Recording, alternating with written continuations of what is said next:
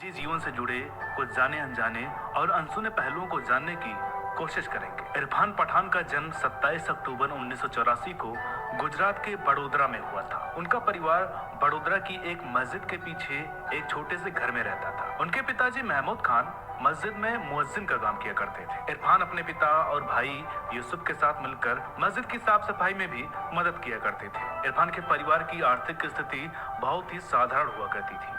इरफान का शुरुआती जीवन बेहद मुफलिसी में गुजरा। इरफान मस्जिद के ही मैदान में क्रिकेट खेलते थे और क्रिकेटर बनने के सपने सजो रहे थे। उनके बड़े भाई यूसुफ पठान भी उनके साथ क्रिकेट खेलते थे। लेकिन कहते हैं ना कि अगर आप शिद्दत से किसी चीज को चाहते हैं तो ईश्वर भी आपकी मदद करता है, और यही इरफान के साथ भी हुआ। उनकी क्रिकेटर बनने की जिद और चाह के आगे सभी मुश्किलों ने घुटने टेक दिए। इरफान एक ऐसे खिलाड़ी थे जो बेहतरीन स्विंग गेंदबाजी करने के अलावा अच्छी खासी बल्लेबाजी भी कर सकते थे। इरफान बहुत तेजी से गेंदबाजी नहीं करते थे, लेकिन दाएं हाथ की बल्लेबाजी के लिए स्विंग कराने की नैसर्गिक क्षमता के कारण उन्हें जल्द ही सफलता मिलने लगी। इरफान को साल 2001 में बड़ौदा की रणजी टीम में जगह मिल गई और उन्होंने बेहतरीन प्रदर्शन किया, जिसकी बदौलत बड़ौदा ने उस साल का रणजी ट्रॉफी का खिताब जीत लिया। इरफान पठान ने सभी का ध्यान अपनी तरफ उस वक्त खींचा जब एशिया अंडर 19 क्रिकेट टूर्नामेंट में उन्होंने पाकिस्तान में बांग्लादेश के खिलाफ एक ही पारी में 9 विकेट हासिल किए। इसके बाद इरफान को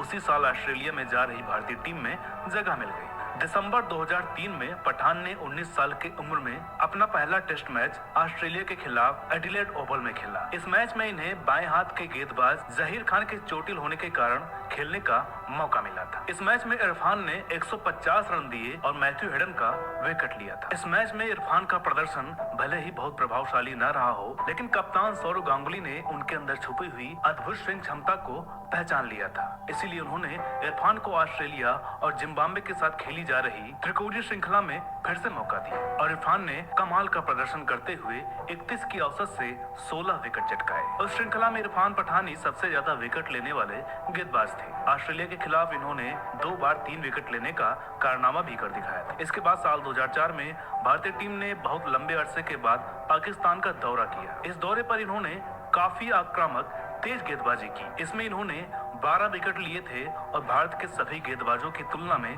सबसे ज्यादा मेडन ओवर डाले थे। इनकी शानदार गेंदबाजी के दम पर ही भारत ने पिछले 2 दशकों में पहली बार ये सीरीज जीती थी। इन्होंने इस दौरे पर केवल गेंद से ही नहीं बल्कि बल्लेबाजी से भी सभी को प्रभावित किया था। जब लाहौर के टेस्ट मैच में सभी बल्लेबाज जल्दी आउट हो गए थे, तब इन्होंने 49 रन बनाकर सबको हैरान कर दिया था और अपनी ऑलराउंड क्षमता का परिचय दिया था। अपने शानदार प्रदर्शन के बल पर साल 2004 में इरफान ने ICC emerging player of the year का खिताब जीता। इसके बाद इसी साल 2004 में श्रीलंका में हुए एशिया कप में भी इन्होंने शानदार प्रदर्शन किया। इस सीरीज में इरफान 14 विकेट लेकर सबके सामने उभर कर आए। यहाँ पर इन्होंने 3 बार 3 विकेट लेने का अद्भुत कारनामा किया। फिर आईसीसी चैंपियंस ट्रॉफी 2004 में इन्होंने मात्र 9 की औसत से 5 विकेट लिए और सबको अपनी गेंदबाजी का दीवाना बना दिया। इसके साथ ही उनकी बल्लेबाजी भी निखर रही थी। साल 2004 में ऑस्ट्रेलिया के खिलाफ बेंगलोर में खेले गए मैच में इरफान ने 31 और 55 रन बनाए। यह इनका पहला अर्धशतक था। इसी बीच ऑस्ट्रेलिया के ग्रेग चैपल भारतीय टीम के कोच बने और सौरव गांगुली की जगह राहुल द्रविड़ भारतीय टीम के कप्तान बने। भारतीय टीम ने साल 2006 में पाकिस्तान का दौरा किया। इसी दौरे पर पठान टेस्ट मैच के पहले ओवर में हैट्रिक लेने वाले दुनिया के पहले गेंदबाज बने। उन्होंने सीरीज के तीसरे टेस्ट में कराची में सलमान बट, यूनुस खान और मोहम्मद यूसुफ को आउट कर यह कामयाबी हासिल की थी। इस पारी में पठान ने 61 रन देकर 5 विकेट और पूरे मैच में 6 विकेट झटके। हालांकि पठान अपने इतने बड़े कारनामे के बावजूद इस मैच को याद नहीं रखना चाहते हैं। एक बार इन्होंने एक इंटरव्यू के दौरान कहा था कि भले ही मैंने उस मैच में पहले ही ओवर में हैट्रिक ली हो, लेकिन भारत वो मैच जीत नहीं सका था, इसलिए मैं उस मैच को याद नहीं रखना चाहता हूँ। इन्हीं श्रृंखलाओं के दौरान कोच ग्रेग चैपल ने पठान में एक ऑलराउंडर को देखा।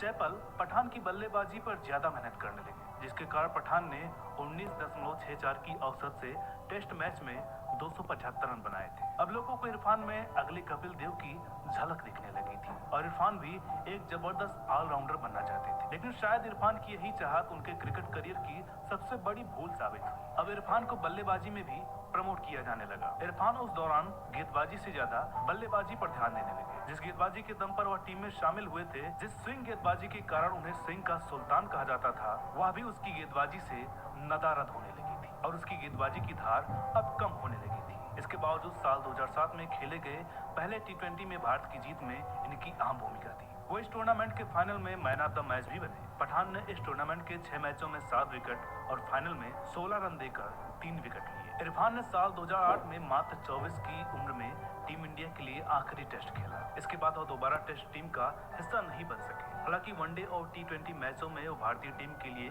खेलते रहे। आखिरी बार इरफान साल 2012 में टी20 में भारत के लिए खेलते नजर आए थे। अगर उनके निजी जीवन की बातें करें तो उनके अफेयर और उनकी शादी का किस्सा भी काफी दिलचस्प है। अपने शुरुआती करियर में इरफान पठान ने अपने अफेयर से भी खूब सुर्खियां बटोरी थी। ऑस्ट्रेलिया में भारतीय राजनयिक की बेटी शिवांगी के साथ उनका अफेयर करीब 10 साल चला। शिवांगी इरफान के लिए भारत तक आ गई थी और वह 3 साल तक वडोदरा में ही रही। इरफान और शिवांगी शादी करना चाहते थे, लेकिन इरफान पठान चाहते थे कि पहले उनके बड़े भाई यूसुफ पठान की शादी हो, लेकिन शिवांगी अपनी शादी में देर नहीं करना चाहती थी। इरफान अपनी जिद पर अड़े रहे और कुछ समय में ही करीब 10 साल का रिलेशनशिप खत्म हो गया। इसके बाद साल 2016 में इरफान पठान ने मक्का में सफा से निकाह किया। हम आपको बता दें कि सऊदी अरब की रहने वाली सफा उम्र में इरफान से करीब 10 साल छोटी है। इरफान पठान भारत के लिए टेस्ट, वनडे और टी20 क्रिकेट के लिए बेहद शानदार खिलाड़ी रहे। इरफान ने भारत के लिए 29 टेस्ट मैचों में 100 विकेट लिए हैं। वहीं 120 वनडे मैचों में 173 विकेट और 24 टी20 मैचों में